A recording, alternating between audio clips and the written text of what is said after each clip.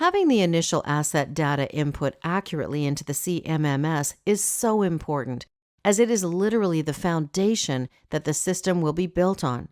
But it's not all there is to do.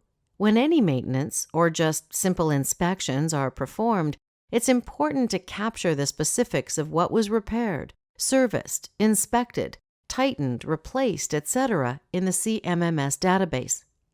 Naturally, the best person or persons to input this data is always the person or technician who actually performed the work, as they have firsthand, and therefore the most accurate, knowledge of everything that occurred or was noticed during equipment servicing or inspection.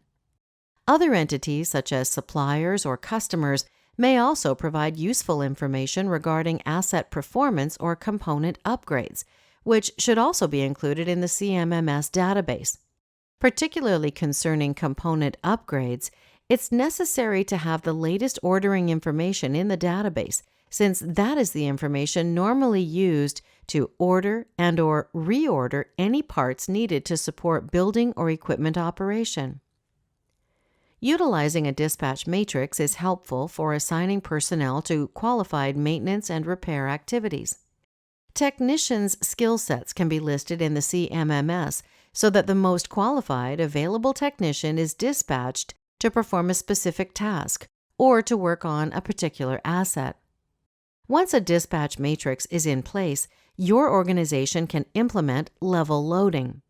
Maintenance and repair work can be evenly distributed to qualified technicians over the course of the year.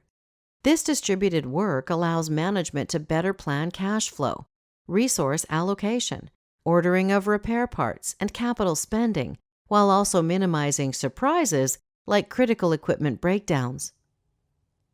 How do we have confidence that the tasks are being performed correctly, the same way every time?